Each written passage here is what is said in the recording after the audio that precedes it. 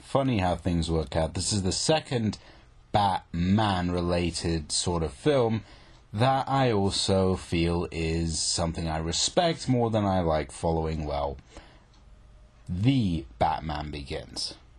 Now, just to clarify, much like with Batman Begins, I do think Dracula works for what it sets out to do. The film does have a number of legitimate merits, and its place in film history is completely proper and correct.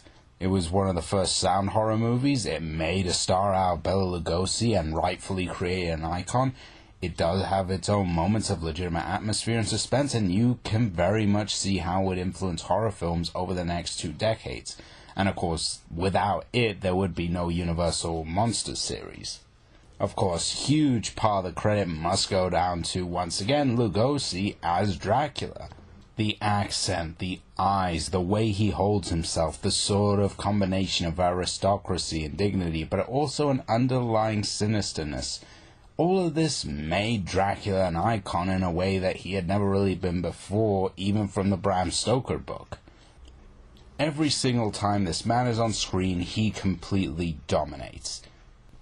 Of course, he's not alone in terms of the acting praise. We have Dwight Frye here as a wonderfully manic, scene-chewing Renfield, and Edward Van Sloan as a very commanding and very respectable Dr. Van Helsing, whose sort of more down-to-earth, straight manner contrasts nicely with the obvious opulence of someone like Lugosi's Dracula, and these two make for a really good hero-villain dynamic. However, the same cannot be said for our John and Mina. I'm not gonna lie, it's embarrassing. Seriously, Dwight Frye is supposed to be the lunatic, and yet I'm convinced these two outact him by like 50,000 miles. And considering these two are supposed to be our main characters, our human relatability in this strange story, I should not be thinking as an audience member that they're nuttier than the guy who's supposed to be a nut. Now, these two didn't make the easiest jump from the silent to the sound medium. Everything they do is overacted absurdly, and it doesn't help when you've got much more subdued performances from both Lugosi and Van Helsing, whom they share a lot of screen time with. It just makes them stick out like sore thumbs even more, and it's a very irritating distraction when you're trying to get into the story or be mesmerized by Lugosi, and then you've got these two waving their arms around and screaming like loonies. In fact, theatrical is a very apt word to sort of talk about this film.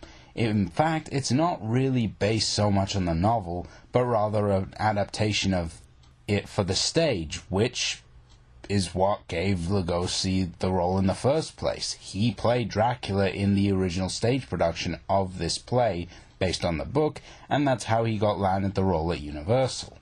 In fact, for those who think that the whole phenomena of vampires are sexy started recently with Twilight, or if you want to push it a little further back with Coppola's Dracula, no. If you go back and do your research, Lugosi was something of a sex symbol in his time, and frankly, the way high-class women would act at his performances of Dracula, it's like the precursor to groupies at a heavy metal concert.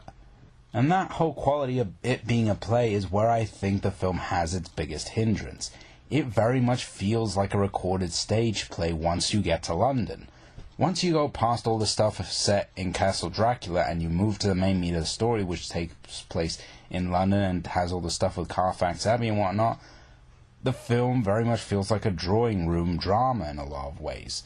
The pace starts to slow down, the camera barely moves, and there isn't much editing even. There's a lot of long takes here. There's no real music to speak of, and really all you're doing is just watching the actors perform. There's not a terrible amount going on visually, even for the time. It's paced a lot more like a theatre production, and I've recently been working in them, so I have a fairly good idea of how these things work, and I don't think it fully lends itself to film pacing. The two mediums, though they share a lot in common, differ in quite a few sizable ways. And bearing in mind that this was the first real try they had of this, trying to do sound films, it's understandable why they went for a more play-like approach to the way the film was directed and edited.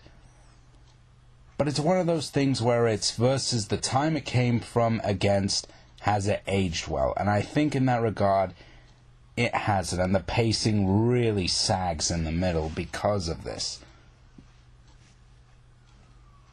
And because of this very play-oriented approach, the film's sound design isn't very good.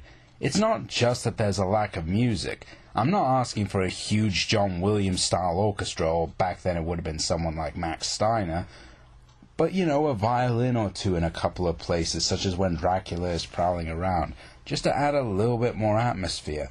Or even in terms of just the sound design on its own. The film, for the most part, is empty when it comes to that. Whenever characters move about, all you hear, really, even on the restored versions, is the crickle of the old film stock. And that can get a little bit irritating when you're trying to watch Lugosi be mesmerizing and all-round awesome, and then you've got the underneath when the film is trying really hard to be atmospheric, and it becomes a little bit irritating. Not enough to completely ruin things, but compare it to how Mystery at the Wax Museum by Michael Curtiz, or even The Old Dark House not long after this from Universal by James Whale. There, even though those films don't use much music either, in fact, I actually think they may use a little bit less than Dracula because it also has the little scene in the orchestra, the directors there managed to use the sound design a lot more smartly. Even when characters weren't saying anything or just moving about, you heard the continuous sounds of the outside world. You heard the honk of cars, or the sound of bells ringing, or a phone ringing, or the tick-tock of a clock. You always felt that the world was beyond just the set. You felt like you were watching through a window into a real world, or as real as the 1930s would allow. But the point is, it felt more three-dimensional, whereas this feels very two-dimensional. As a byproduct, I feel the film loses a lot of tension and atmosphere it would have had otherwise if sound design was maybe a little more carefully thought through, or perhaps Universal given more consideration to that. Now, I don't pretend to be any sort of authority on who Todd Browning was or his methods, so I don't know if this was just the result of a studio thing, if Todd Browning legitimately didn't want any sound work, or if maybe they just ran out of time or didn't have the money to do it.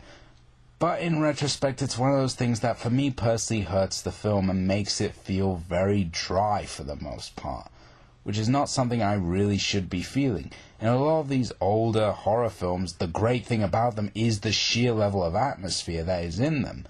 The wonderful black and white cinematography, the evocative imagery, that kind of stuff is really immersive. But here, because it's just very one note in terms of its technical qualities, for me, it never fully brought me into the world here, and I feel that's a legitimate shame. Because again, Lugosi and Van Slow and Fry try really, really hard here, and they succeed, but other aspects are working against them when looked at retroactively. And by the way, I have listened to the Philip Glass score, and it's exactly what a film like this doesn't need. It is so bloated, so overbearing, so ballerina-like. It's something you would hear from Swan Lake, which I guess Philip Glass was maybe trying to take the motif from the opening, which is music from Swan Lake, and try and expand that to a feature score. But it doesn't work when most of the movie is trying to be really moody and atmospheric, and you've got music that sounds like it belongs while a bunch of little girls in pink tutus are prancing around the stage. I don't want to hear that sort of stuff when I'm watching Lugosi try and hypnotize a woman or try to go in for a kill. It is probably one of the worst cases of bad music juxtapositioning I have ever heard when providing a score for an older film. Honestly, it's actually pretty incredible how rapidly the Universal Monster films advanced and improved with each consecutive entry in that early cluster. Frankenstein gave us James Whale, who rapidly stepped up the game from Browning and brought in a lot more savvy and advancement, and then after that we got The Mummy, and my personal favorite, The Invisible Man, which I feel was the perfect balance of both great atmosphere but a legitimate sense of heart and drama to it. I don't wish to come off as overly critical of Browning here because, again, for what he was given, he probably did the best he could with it. And he got a lot of components right. But it's those few areas where he slips up that I feel the film does lose points for me personally, and in my view makes it the weakest of that early prime cluster of Universal movies. Yes, The Mummy had some slow parts in it, but it was always drenched in a continuous sense of atmosphere, and once again had better sound design than this, so I didn't feel like I was just staring at a bunch of sets and actors moving in from stage left and stage right, like the camera was just pointing at a stage with no real thought. And I feel that by comparison to some of its peers, Browning's Dracula doesn't quite fully transcend the time it came from. But don't confuse any of what I'm saying with some kind of cheap attack on the film. If you're interested, or if you're a fan of this film, I'm not going to be the one to change your mind. And if you like it, more power to you. But frankly, when I'm craving Universal horror, I'll happily stick to Claude Rains and The Invisible Man, thank you very much.